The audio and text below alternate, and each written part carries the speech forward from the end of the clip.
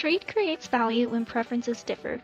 To illustrate this idea, let's consider David and Malcolm, who are neighbors and both grow small gardens in their backyards. Although they both grow an array of vegetables, David is well known throughout the community for being able to grow the best tomatoes, whereas Malcolm is well known for his ability to grow the best cucumbers. Despite Malcolm's efforts, he's never quite been able to master the technique of raising tomatoes to the extent that David has, so his tomato crop did not yield a lot of return this year. Although Malcolm has a lot of cucumbers, what he really wants are more tomatoes so he can make himself a nice bowl of hot tomato soup at the end of a long day at work. Remembering David's renowned ability to grow tomatoes, Malcolm asked David if he could spare some. Now, David does not like giving his tomatoes away because he worked very hard to grow them, so he demanded something in return. David understands that Malcolm grows the best cucumbers in the entire community, and so he replied by saying, "I'll give you 3 tomatoes if you give me 6 cucumbers."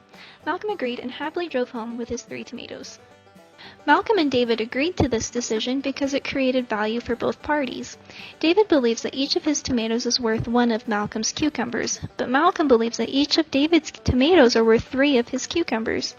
This suggests that Malcolm would be willing to trade 9 cucumbers for 3 of David's tomatoes, but instead only had to trade 6, saving 3 whole cucumbers.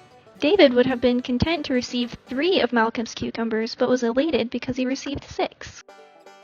This trade left both men better off because each party received more of what they wanted. Malcolm saved 3 cucumbers, and David received 3 more cucumbers than what he deemed his tomatoes worth. While trade can create value, it also provides the opportunity for something else: specialization.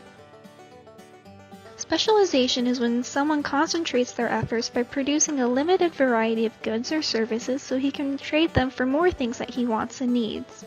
According to the Modern Principles of Economics written by Tyler Cowen and Alex Tabarrok, people will specialize in the production of a single good only when they are confident that they will be able to trade that good for the many other goods that they want and need.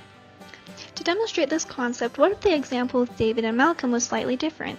Instead of having small gardens where they each produce an array of vegetables in their free time, David lived on a 200-acre farm where he was able to produce his goods for a living. David knows everything there is to know about growing tomatoes. Since he understands how to grow his crops very well, and he is thus able to trade his goods for things that he wants and needs, such as money.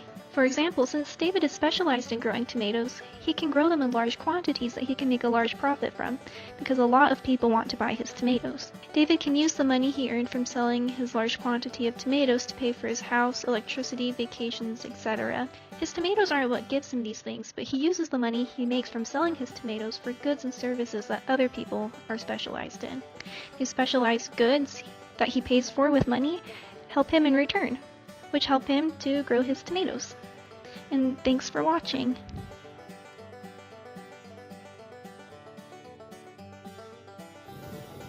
My name is Brianna Richens, and I wrote the script, filmed the video, and drew the pictures.